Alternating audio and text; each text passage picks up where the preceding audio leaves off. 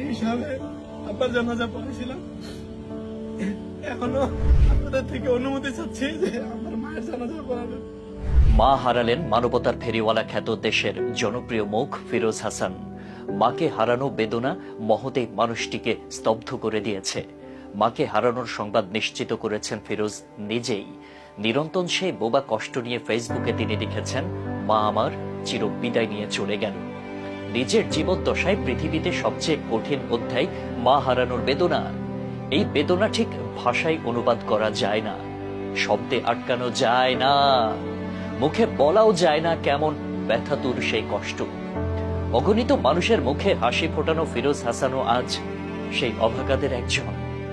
গেল 22শে জুন মেয়ের বাড়ি যাওয়ার পথে সড়ক দুর্ঘটনার শিকার হন ফিরোজের মা। আর তাতেই যেন অন্ধকার নেমে আসে ফিরোজ হাসানের জীবনে। মাথায় গুরুতর আঘাত পেলে কাছের একটি হাসপাতালে ভর্তি করা হয় মাকে। মস্তিষ্কে রক্তক্ষরণে কর্তব্যরত চিকিৎসকরা তার মেজর অপারেশন করেন। এরপর আইসিইউতে ছিলেন ফিরোজের মা। প্রায় 10 দিন মৃত্যুর সঙ্গে লড়াই করে সোমবার না ফেরার দেশে পাড়ি জমান ফিরোজের মা।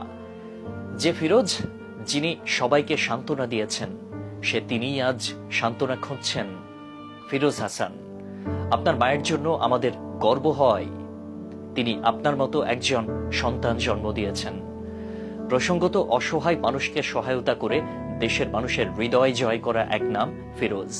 ফেসবুকে তার জনপ্রিয় পেজের নাম ফ্রি মোশন। তিনি নিজে ভ্রমণ পিপাসু, ভালোবেসে শখের বাইকে ঘুরে বেড়াতেন। সেই ঘোরার ভিডিওই ফেসবুকে আপলোড দিয়ে নেটিজেনদের কাছে পরিচিত হয়ে ওঠেন তিনি। ফিরোজ হাসানের বাড়ি চাঁদপুরের হাইমচর উপজেলায়।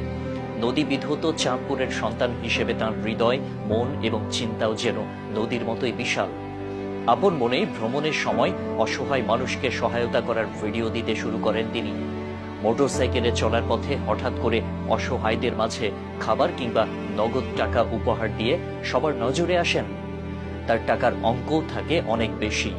ফুল বিক্রেতার ছোট্ট শিশুরা দৌড়ে এলে 20 টাকা মূল্যের ফুল নিয়ে বিনিময়ে দেন 1000 টাকার নোট।